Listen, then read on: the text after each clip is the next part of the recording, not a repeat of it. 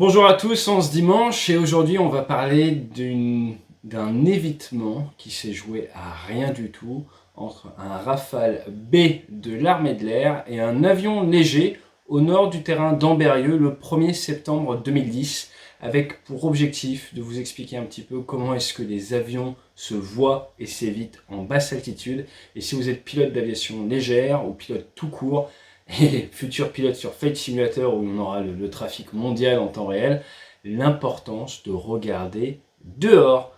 Si la chaîne vous intéresse, n'hésitez pas à vous abonner, on sort du contenu plusieurs fois par semaine. Si vous appuyez sur la petite cloche, vous serez prévenu à chaque fois qu'une nouvelle vidéo sort. Et n'hésitez pas à mettre un pouce bleu ou en bas si vous n'aimez pas et me laisser un commentaire. Je lis tous les commentaires, même si j'ai pas le temps de répondre à tout le monde. Allez, c'est parti, jingle.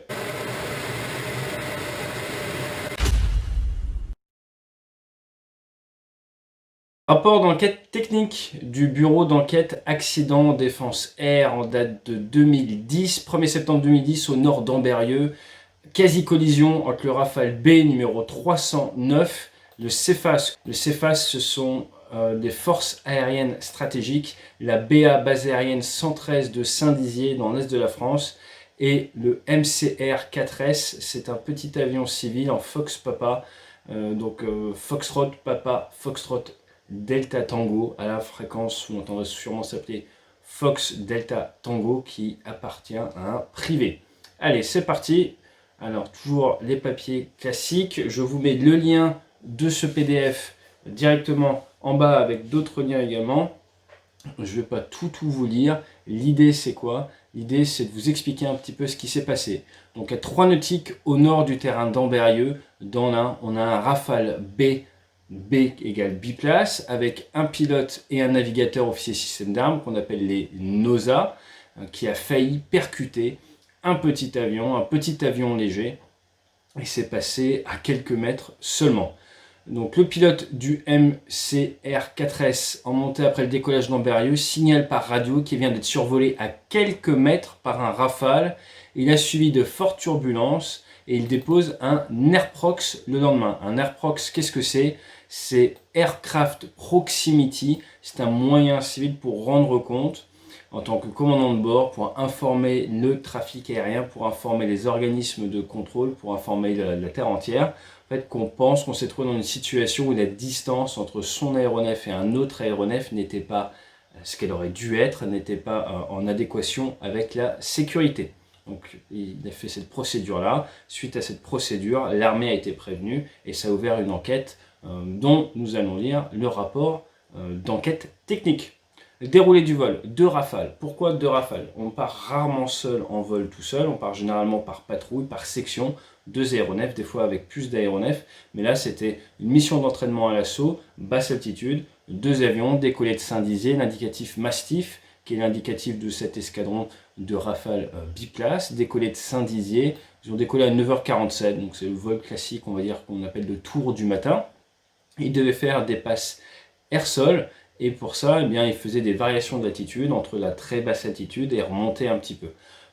En dehors des zones aériennes, les avions militaires sont dans ce qu'on appelle de la cam Victor, donc c'est voir et éviter. La cam Victor, c'est la circulation aérienne militaire à vue, on regarde dehors, pas besoin de voler aux instruments, et on affiche au transpondeur 0300, qui est le code pour dire nous sommes des avions militaires en cam Victor en basse altitude. Les vitesses d'évolution sont généralement entre 420 et 450 nœuds de vitesse indiquée. Là, on voit qu'on est 435 nœuds. Il peut nous arriver de quitter la basse altitude, qui va être dans certaines zones de 150 pieds, dans n'importe où, hormis au-dessus des villages ou d'un rassemblement de personnes, l'ordre de 500 pieds. Et par moment, on va venir monter à une hauteur plus forte pour pouvoir grimper, délivrer l'armement et après redescendre. Même par moment, on va cabrer, 60 degrés d'inclinaison, grimper, passer 3 quarts d'eau, foncer vers le sol entre 10 et 30 degrés de piqué pour par exemple faire une passe canon. Donc il y a différentes variations d'altitude dans ce genre de vol. Le petit avion, lui, a décollé à 10h05 et il a prévu d'aller sur un autre terrain. C'est un petit vol d'opération de maintenance pour le propriétaire. Il est en 7000 au code transpondeur, donc le transpondeur qui est une sorte de mouchard dans l'avion qui vient de manière positive émettre pour que le contrôle aérien sache exactement où vous êtes et votre altitude. Donc les militaires, nous dans ce cas-là on met 0300. un civil, un VFR, un avion qui vole en circulation aérienne générale à vue, avec les règles à vue, qui est l'équivalent de la Cam Victor, lui il met 7000. Jusque-là tout va bien. Les informations qui ont été recueillies, c'est quoi? C'est grâce aux enregistreurs des Rafales, à la vidéo du collimateur tête haute, donc du head-up display du Rafale, et également les trajectoires, à la fois grâce au contrôle aérien, les enregistrements, mais également les enregistreurs du Rafale. La patrouille Mastiff Lima, donc généralement c'est par ordre alphabétique, plus vous êtes bas dans l'alphabet, moins la patrouille est haute dans la hiérarchie de l'unité, en tout cas dans la marine. En phase d'attaque, virage à droite, et en descendant vers Weidlin, d'accord, donc ça bouge pas mal. Et là, qu'est-ce qu'on voit? Alors que le leader du Rafale termine son virage vers l'ouest, le pilote du MCR s'annonce en sortie de circuit sur la fréquence d'auto-information d'Amberieu. On a soit des terrains en France avec un contrôle aérien, où là c'est des zones ségrégées, il faut contacter tout ça, soit c'est des zones avec un agent AFIS, qui est un petit peu le niveau en dessous, c'est mieux de contacter, mais le contrôle, non on contacte, mais le contrôle ne peut pas vraiment vous donner d'ordre. Et après on a de l'auto-information, donc là il n'y a pas de contrôle aérien, mais il y a une fréquence dédiée, on peut venir sur la fréquence, s'exprimer et faire des messages d'auto-information. Un message d'auto-information c'est quoi? C'est par exemple Amberieu bonjour, les kimonos kaki, 2 Rafales marines dans le nord de vos installations, 500 pieds sol, 420 nœuds, en rapprochement à 12 nautiques du terrain, nous survolons la verticale dans 1 minute 30. Puis départ vers l'est. Tu fais un message, tu dis combien tu es, où tu es, la distance, ce genre d'informations. Donc là, chacun vient faire une annonce proactive et comme ça, chacun s'annonce et on arrive à se construire en écoutant la fréquence une représentation mentale de ce qui se passe dans le ciel. Donc, le pilote du Rafale termine son virage, le pilote du MCR s'annonce Amberieu Fox Delta Tango, donc FDT, donc première lettre pour Fox c'est un avion français, Delta Tango ce sont les 2 dernières lettres, on ne va pas mettre tout l'indicatif pour ne pas surcharger les fréquences. En sortie de circuit, c'est-à-dire je quitte vraiment le circuit de décollage ou d'atterrissage, qui est quelques nautiques autour du terrain, je quitte la fréquence, merci à plus tard. Et il contacte Lyon Info. Donc, alors qu'il finit son annonce sur la fréquence, là il aperçoit le Rafale très proche et ressent de fortes turbulences qui fait tomber son casque. Donc ça a quand même dû secouer pas mal. Là il aperçoit le numéro 2, l'équipier, et il poursuit son vol. Il vient rendre compte derrière à Lyon.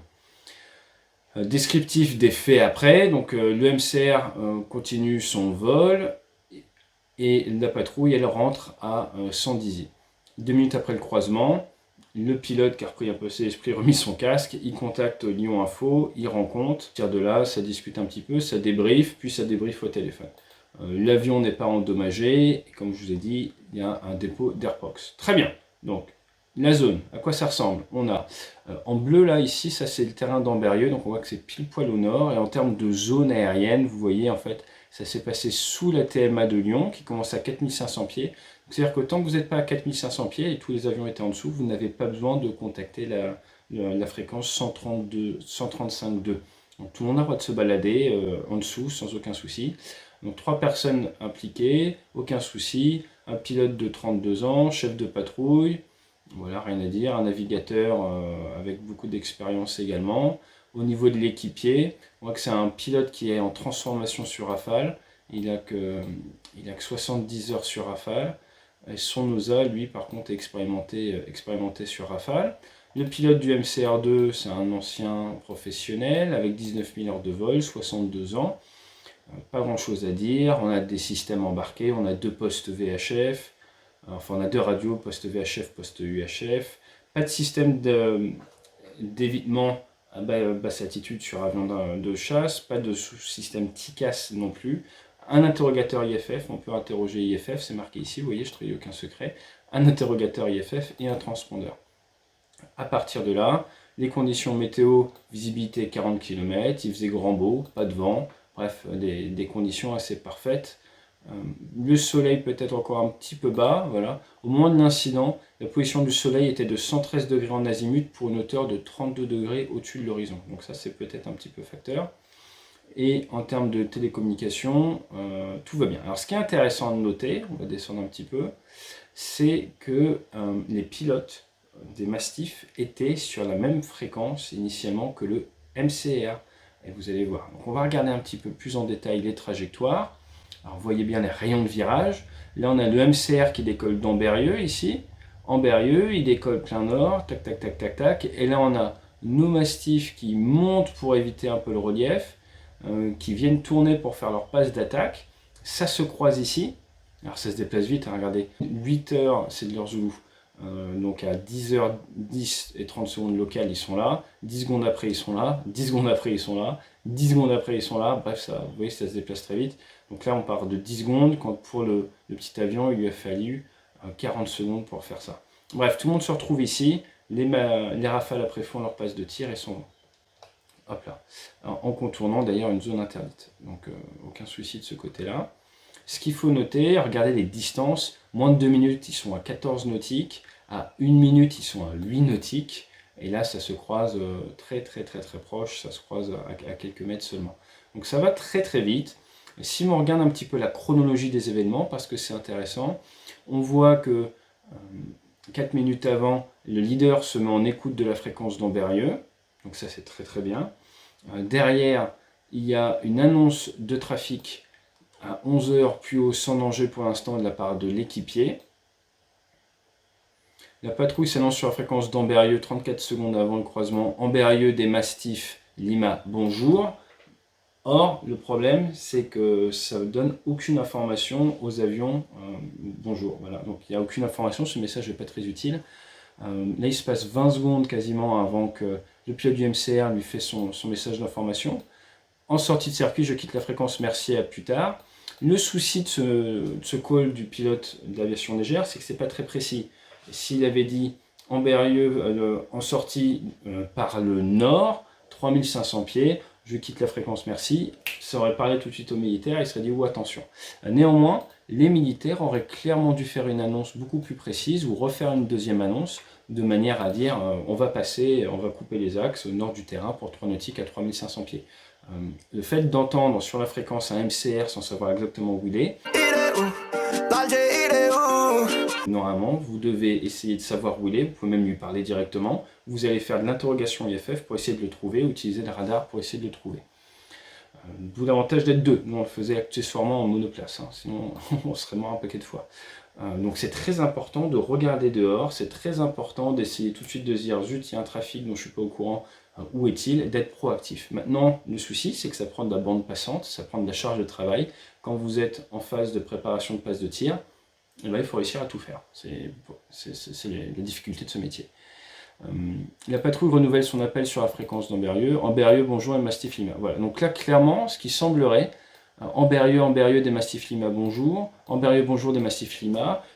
C'est pas vraiment marqué là dans le rapport, mais moi la vision que j'en ai, c'est qu'on a l'impression que la patrouille des Mastifs s'attend à ce qu'il y ait un contrôleur à Ambérieux qui va leur répondre. Et il y a quelqu'un? Non, il n'y a personne. Ah bon? Ils ne font pas de la phraséologie comme on devrait le faire sur une fréquence d'auto-information, d'où l'importance, même quand on est pilote militaire, de bien comprendre le monde de l'aviation générale, parce qu'on évolue tous dans le même pays. Donc moi j'ai eu la chance de faire de l'aviation générale avant de faire de l'aviation militaire, donc c'est un environnement que je connais bien, mais quelqu'un qui rentre dans l'armée, qui fait que de l'aviation militaire, ne connaît pas forcément l'aviation générale, et c'est indispensable de chercher justement à bien connaître les différents types d'aviation, de manière à éviter ce genre de soucis. Clairement, là, c'est du type de message qui montre que l'équipage n'a pas vraiment conscience qu'il n'y a personne qui va répondre. Derrière, voilà, le pilote du MCR n'est pas très content. Donc, qu'est-ce qu'on peut dire de tout ça? On peut dire de tout ça qu'il faut voir et éviter, il faut regarder dehors, et on va voir avec les images que cet événement qui est une quasi-collision, les trajectoires sont presque perpendiculaires, la vitesse de rapprochement est de l'ordre de 500 nœuds, ça fait 260 mètres par seconde, et bien vu du cockpit, et je vais vous montrer les images dans quelques secondes, ça va extrêmement vite. Donc il est indispensable d'être très précis sur les fréquences radio pour bien donner des informations utiles à des gens qui se déplacent à 260 mètres par seconde, que dès que vous entendez un militaire sur une fréquence ou autre, essayez de savoir où il est. Quand vous êtes militaire, dès que vous entendez un civil, essayez de savoir où il est. Et vous allez me poser la question du radar. Eh bien, les radars ne sont pas magiques, sans jeu de mots avec le missile, mais dans certaines présentations, dans certains axes, avec certaines vitesses, ils ne sont pas forcément utiles. Donc c'est principalement les yeux qui servent d'anti-collision dans ces phases-là. On va oui sortir des avions radar, mais pas toujours. Et également, petit interrogateur IFF, mais encore une fois, ça prend du temps. Donc le plus important, c'est regarder dehors. C'est de plus en plus dur avec des avions complexes comme le Rafale parce que les systèmes vous demandent de regarder dedans. Il y a une dichotomie entre regarder et détecter un avion à vue dehors et regarder et surveiller votre radar, surtout en monoplace. En biplace, il s'organise un peu différemment, mais c'est très très important. Donc là, ce qui est important, c'est les appareils évoluent en VMC en espace aérien de classe Golf. C'est le niveau de classe aérien le plus bas. En gros, c'est n'importe qui peut y voler sans parler à personne. Dans lequel l'anticollision est basée sur le principe de voir et éviter. Donc voir éviter, pour éviter, il faut voir. Hein. Lose sight, lose the fight. La quasi-collision est consécutive à l'absence de détection visuelle des équipages, pouvant leur permettre de modifier leur trajectoire. Ben oui. Donc c'est très important de bien regarder dehors. C'est très important d'avoir une derrière propre. Et on va tout de suite regarder, je vais vous montrer tout de suite les images parce que ça vous parlera mieux. Voilà, regardez ça. Les annexes, ici là, c'est là qu'est l'avion léger. Donc là, on a notre Rafale qui est en phase de préparation de tir. Je ne vous rentre pas dans les détails de tout ça, mais il y a clairement ici un avion qu'on ne voit pas. Vous voyez, il est très dur à voir. On a un avion qui se déplace très vite. C'est le petit point qui est là. On ne voit toujours pas. Sur cette photo, on est à 4 secondes du croisement. 4 secondes. Là, on est à 3 secondes du croisement. Il est là. Il est très très dur à voir. 2 secondes du croisement. Et là, maintenant, ça va vous parler. Boum. Là, maintenant, on commence à le voir un peu mieux. On est à 1 seconde du croisement. Et papa, surprise. Quelques dixièmes du croisement. Donc, quand vous êtes sur une trajectoire qui va taper, eh bien, en fait, ça reste un relèvement constant dans votre verrière. C'est très, très, très dangereux. Et là, c'est quasiment le pire des scénarios. Il est juste un petit peu en dessous de l'horizon. C'est plus facile de voir un avion quand vous êtes en dessous. C'est très, très, très, très important de bien regarder dehors. On va regarder un petit peu ce qu'ils disent en termes de conclusion. On a regardé un petit peu le déroulé. Mais ce que je voudrais partager avec vous, c'est voilà, les grands encadrés bleus et rebondir un petit peu dessus. Conclusion de l'analyse des causes. La vitesse de rapprochement élevée et la convergence des trajectoires sont des facteurs défavorables déterminants. Oui, mais ce n'est pas une excuse, comme on dit. Hein, il faut réussir à survivre même face à des événements défavorables. Des études montrent que la probabilité de détection diminue fortement lorsque la vitesse de rapprochement est supérieure à 200 nœuds. Vous vous doutez bien que dans ce cas-là, avion léger contre avion de chasse, c'est toujours supérieur à 200 nœuds. Étant donné le délai induit par le balayage complet du champ de vision et des limites de l'œil humain. D'autres facteurs sont contributifs. Concernant la patrouille, faible contraste du MCR, pourtant c'est un avion blanc, et concernant le MCR, gêné par le soleil. Donc vous ne pouvez pas trop regarder dehors, et là vous avez bien vu, passer 5 secondes la tête en cabine, ça peut tuer. C'est aussi simple que ça. Donc il faut vraiment, vraiment regarder dehors. Sur Super Attendard, on passait 99,9% de notre temps à regarder dehors. C'était une excellente école. Les échanges sur la fréquence de taux d'information d'Averieux sont pauvres en information. Les équipages n'ont donc pas une représentation mentale correcte des trafics environnement qui puissent les alerter sur des conflits de trajectoire. Oui, on en a parlé tout à l'heure. On a cette capacité à communiquer. Il y a une fréquence, tout le monde est dessus. C'est quand même génial. Et il faut l'utiliser pour se construire une représentation efficace. Vous êtes pilote d'avion léger, soyez précis. Maintenant, il y a les GPS, il y a tout ce qu'il faut, il n'y a aucune excuse. Je suis 3 nautiques au nord d'Ambérieux, à telle altitude, et vous donnez votre QNH. Parce que là, s'il n'y a pas de contrôle, je suis à 3500 pieds, QNH 1022.